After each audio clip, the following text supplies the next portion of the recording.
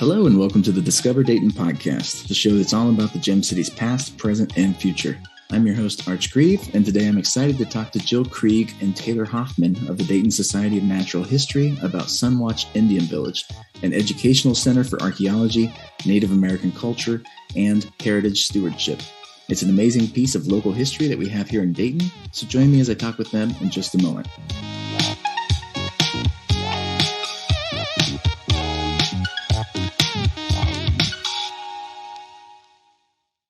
Hello and welcome to the show, both of you. And to start off, maybe could you tell us a little bit about yourselves and your roles at SunWatch and the Dayton Society of Natural History? Yeah, sure. My name is Jill Krieg, and I am the curator of anthropology and exhibitions here for the Dayton Society of Natural History. So the Dayton Society of Natural History runs the Boonshoft Museum of Discovery as well as SunWatch. So at both locations, I'm kind of in charge of managing the collections or the objects that we take care of here at the Society. And I also work on the exhibits. And at SunWatch especially, I do work in the reconstructed village. So a little bit of everything, I think. Awesome. Thank you. And my name is Taylor Hoffman, and I am the Director of Marketing at the Dayton Society of Natural History. So I kind of do all of the fun promotional stuff for both Boonshoft and SunWatch. And I did start out actually as the SunWatch site manager. So this is a pretty cool opportunity for us, and I'm very excited about it. Awesome. Well, thank you again so much for both of you coming on and talking with me. Well, so for people who know nothing about SunWatch Indian Village, can you maybe give us an introduction, explain what it is and what goes on there? Sure. So SunWatch is a pretty magical place. So if you haven't been, I strongly encourage you to go and check it out. It's right here in Dayton. So SunWatch was occupied about 800 years ago by what archaeologists called the Fort Ancient people. The Fort Ancient were a Native American people that lived in the Ohio Valley. They were farmers, they grew corn, beans, and squash, and they built these beautiful villages, SunWatch being one of them. So SunWatch is special because it was one of the archaeological sites that we found, right? So if you think about archaeology, and I can go on forever, so if you need me to stop me. Okay. So archaeology is all around us. There are sites everywhere, thousands of these sites, and most of them you can't see because they're under the ground, right? So it could be one right next to you and you never see it. SunWatch is special because part of the village has been rebuilt to show us what it could have looked like. And we found this site through farming, which is really what you get most often here in the Midwest. You know, you think about everything that happens here, pretty much everything has been a farm field. And when you're plowing up the crops, you're going to start pulling things up to the surface. And that's what happened at SunWatch. As the plow was going through, it started pulling things up to the top of the surface. So they knew that something was there. Eventually, that land becomes owned by the city of Dayton, and they want to expand the nearby wastewater treatment facility to go over the top of where that site was. They didn't know the extent. So they called the local Natural History Museum to come out and do some mitigation work to see what was there. And they started excavations, and they found so much wonderful material that the city decided, and this is a very abridged version of the story, but the city decided to stop construction and preserve the site. So they then leased the land to the Dayton Society of Natural History for like $1 for like 50 years. And we were able to do additional excavations, rebuild the site, and eventually open the museum. So when you go there today, that's what you're able to see. Oh, that's so cool. And I kind of preempted one of my questions too, which was about understanding that it was going to become a sewage treatment plant. And were these amateur archaeologists who discovered some of these artifacts? Initially, yes. So a lot of archaeological sites are found by what we call amateur archaeologists or avocational archaeologists, people that might go out and walk a field after it rains or something like that to see if they can find any artifacts. So this site was known by kind of the avocational community. And that's how Jay Heilman, who was my predecessor, the curator of anthropology in the 1970s and 80s, learned about the site through the avocational archaeologists. So when the city approached him, he already had an idea that something was there, but they didn't really know the extent until they started doing the excavation work. But the city did have the forethought, and they, were thinking, okay, if there's something here, we don't want to destroy it. So they gave the opportunity to do the excavation and then ultimately made the decision to save the site.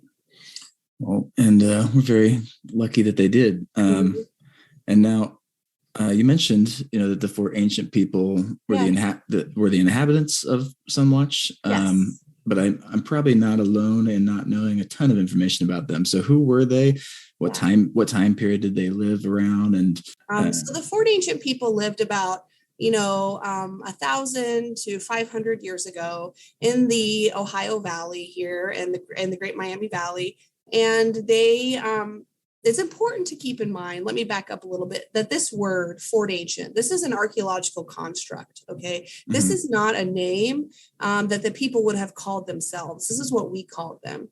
We don't have continuity in the archaeological and historic record to know 100% who the descendant communities are. We have pretty good ideas that it's probably the Shawnee or the Miami, and there's more work being done all the time.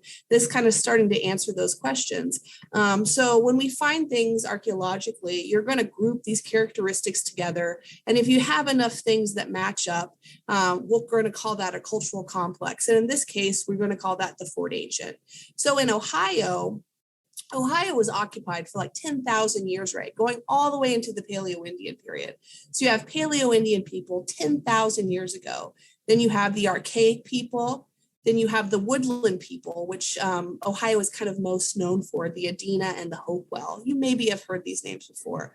Fort Ancient comes after the Hopewell. Okay, so we're in a time period that we call sometimes the late prehistoric. It's that period right before European contact.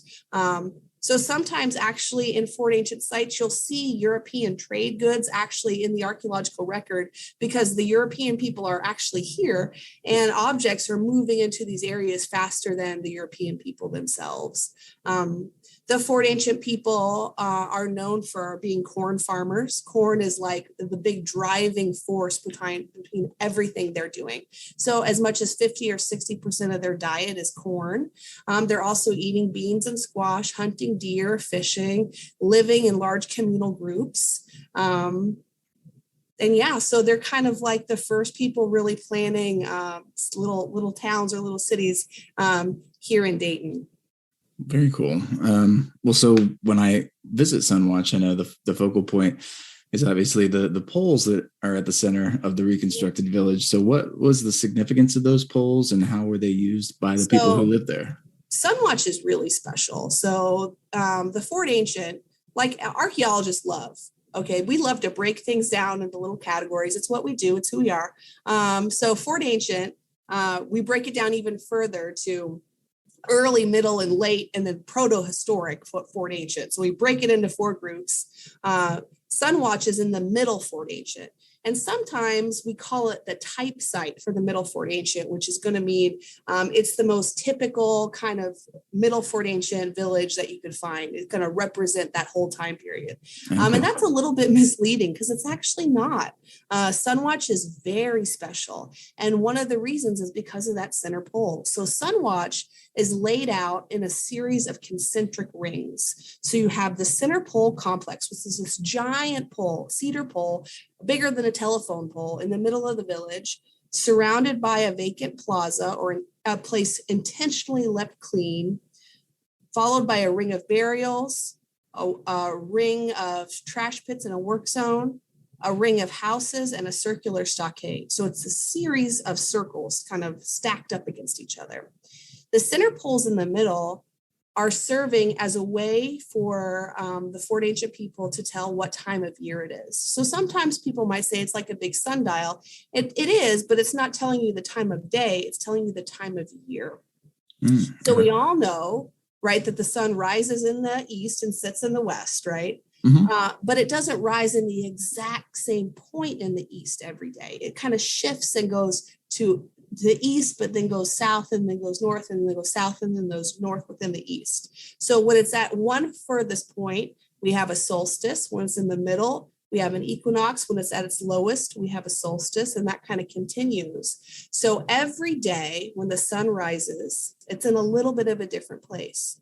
And the shadow that pole is going to cast down into the village is going to move. And they mark where that shadow is going to land at sunrise in different locations to tell them what time of year it is. And kind of the big one is the winter solstice. Do you have any idea why the winter solstice would be such a big deal? Any guesses? I do not know. Well, it's once I tell you, you're going to be like, yeah, I get it. So like the winter solstice is the shortest day of the year. We have the least amount of sunlight, middle of winter. So imagine you're a Fort Ancient man living at SunWatch. It's winter, it's cold, you're at the shortest day of the year. So when you hit that solstice, you're going to know, okay, things are going to start getting a little bit better for me now. The days are going to get longer. Things are going to start growing again. It's going to get warmer. So that winter solstice is really like the peak, if you will, of the hardest time of the year, the middle of the winter, right? That like really, really cold, really dark time. So you're kind of working to that. Once you get that, you're like, yes, I've made it. We've survived. Things are going to start getting better and better now. So that winter solstice is a really, really big deal for a lot of cultures all over the world. No, I know I'm always excited right when the days start to get a little bit longer. Oh yeah, for sure. Well, so what other what kind of artifacts have been found at the site, and what do those help us understand about the people who lived there? I mean, there have been tens of thousands of artifacts excavated from SunWatch. Part of that is, the way it was excavated, the time. There was this idea that they're going to turn this area into a sewage treatment facility and put these big wastewater treatment ponds here. So we gotta move. We gotta get this stuff out of the ground, because if we don't, it's going to be destroyed. So they excavated, as much as 60-50% of the village itself, which is kind of unheard of in archaeological contexts. So we have things like, we have lots of pottery sherds, we have projectile points, we have stone and bone tools. We have preserved pieces of fabric, and we have the ecofacts, or the impressions of things like the houses, the fire pits, the center pole, things like that. So you're able to learn so much about people by studying what they left behind. So I also teach Introduction to Archaeology at Wright State. Oh, cool. And one of the fun things I like to do when I try to make people understand or help them understand what you can learn about somebody from artifacts, which is basically oftentimes the stuff they're throwing away or discarding. So think about your own home and imagine taking your kitchen trash can and dumping it out on the ground and just objectively analyzing it and looking at all the things that might be in your trash can. And how much you could learn about what had happened in that household over the course of the few days prior, just by looking at the trash. And it's the same thing. You can see what people were eating, what activities they were doing, maybe if they broke something, if they had some kind of party. There's just so many things you can learn by studying all of this stuff that's left behind. Because ultimately, even though we're looking at the stuff, we're really trying to learn about the people who made all these things. Right. That's so cool. You talked a little bit already about, maybe kind of the lifestyles that people would have lived, who lived at SunWatch, but can you give us maybe what a day in the life would have been like? It's really interesting because a day in the life of who, that's what I always kind of say. It's like a lot of times you talk about, what's the typical life, depending on like what your role in the community, whether you're male or female, young or old, whatever that might be. I can tell you that, the paradigm in which they lived in was very different than us. And I think one of the things that I try to point out most to students when they come and tour the site is I'll take them inside one of the homes at SunWatch and I'll say, can you imagine living in this little house with all your extended family? And they're always like, no, my gosh, I need my own room and things like this. But I think one of the things is they wouldn't be confined into this little house. Like their lifestyle would have been very much integrated into being outdoors, working the land, utilizing the resources, whether it be farming corn, going hunting, gathering clay from the soil and making pottery, and really kind of being, in a way, one with nature in a way that we're not today.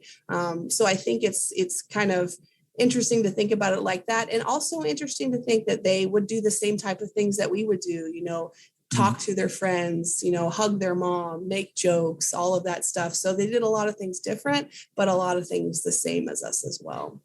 Oh, that's a great perspective. Thank you.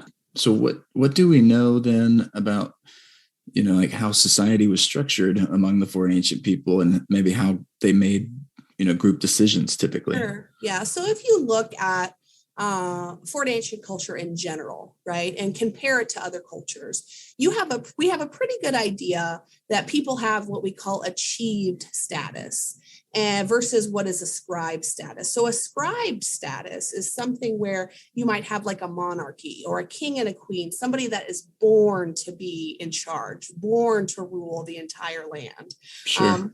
And you can see ascribed status in an archaeological context by looking at burials. So let's say you have a burial group of a child. You have a child burial, and this child has a gold crown and gold and all the finest possible things you could imagine all buried with them. That is going to give you a pretty good clue of ascribed status, because maybe a 2 or 3 year old child wouldn't have enough time to achieve such valor in their life to be buried with all these amazing and wonderful things, right? Sure. So if you look at the Fort ancient culture and you look at burial goods and burial treatments, you can kind of see that the people that are getting the highest treatment are older people. The young aren't really recognized in the same type of way, and burial goods aren't super common either. So it's kind of telling us that you really have to work throughout your life to achieve status, and that's reflected in how you're buried and treated when you go into the next world. So sometimes that's called kind of like a big man society, where you would have an individual who's kind of appointed by the village to be in charge. Mm-hmm. And then to get that role, you have to work really hard to earn it. And I'm curious also, do we know anything about the religious or spiritual practices of the people who lived at SunWatch? That's a hard question. So when you look at spiritual practices, religious systems, and things like that, one of the best things to look at are modern Native American people. Compare and contrast artifacts that you might find archaeologically with things that are in use already, and kind of draw these parallels. So we don't know for sure what the Fort ancient people practiced. But that's something that is, really interesting to kind of speculate and talk to modern Native American people about. Interesting. And I'm curious too, do we know or have any idea what may have happened to the villagers after they abandoned SunWatch? It's really hard to say, did the Fort ancient culture collapse? We have kind of a climate shift at the end of the Fort ancient period called the Little Ice Age, where crops may have failed. That's what you see a lot of times in these kind of cultural collapses, that, something might have happened and the crops fail. You're putting so much of your stock in corn. And the Fort ancient people they were just, farming so much corn, and corn is fundamentally a tropical plant that's not meant to grow here. So if your crop fails repeatedly, you're pretty much going to starve to death. So that could have contributed to kind of the decline of the Fort ancient. But really the primary factor, in my opinion, is kind of colonization with European contact. So if you think about European people landing in the Caribbean in 1492 and slowly making their way into Ohio, they reach Ohio pretty late. But by the time they get here, all the people that are living in Ohio have been displaced from other regions, forcibly removed from other regions. So the Fort ancient people had to adapt to this very changing world. And also, after European contact, you get this widespread of disease that is coming through as well. Sure. That could have contributed very greatly to the decline of the Fort ancient people. Gotcha. Well, so what are some of the ways in which you all are trying to, bring Native voices back to SunWatch? And are there any upcoming events that people might want to know about along those lines? Yeah, so we are, and Taylor can jump in on this too, but we are having an event on April 22nd, and we're going to have free admission to the public from 2 to 5 that you can come out and visit SunWatch. If you haven't had a chance to visit and see the site, it's a great time. I'll be there. I think Taylor will be there too, talking about the site, showing some artifacts from the site, and just kind of answering any questions that anyone might have. Yeah, awesome. You're going to be doing some awesome additional programming that day out on the deck. And Holly, who is one of our full-time people out there, we'll be doing some planting in our garden as well. So that's kind of a fun hands-on thing that kids can get to experience as well, like working the land and doing what they would have done. Very cool. Well, for those who have never been to SunWatch, hopefully they will after listening to this, but what do they need to know about visiting and what would they experience when they get there?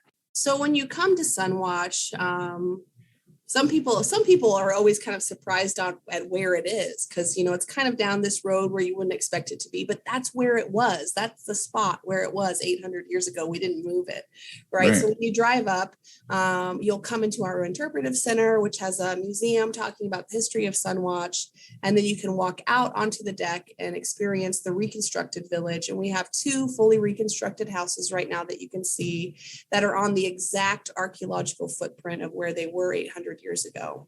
Wow. So the houses aren't 800 years old, but they're in the exact spot. So you're able to go in, and always tell people, you know, go in, close your eyes and imagine, you know, somebody your age sitting here 800 years ago and what they might have been doing or feeling. Very cool. Well, if people would like to support the work that you're doing at SunWatch, how could they do that? Well, they can certainly always volunteer with us. We are always looking for volunteers. We do have a active donation sort of campaign happening right now. We are raising funds towards our NEH matching grant, where we will be doing some much needed updates to the site to continue making it accessible while sort of bringing those Native voices back to SunWatch and kind of working with the Native community. So we will always take help either monetarily or physically. Spreading the word about us is also good as well. So obviously like us on Facebook, share our posts, et cetera, as the marketing person, I have to say that. Absolutely.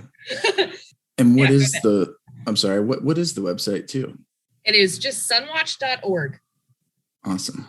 Yeah, super easy. And we also have another event coming up early summer on June 25th, which is going to be the SunWatch Summerfest, which is also a great opportunity to come out to the site and kind of experience everything that we have going on.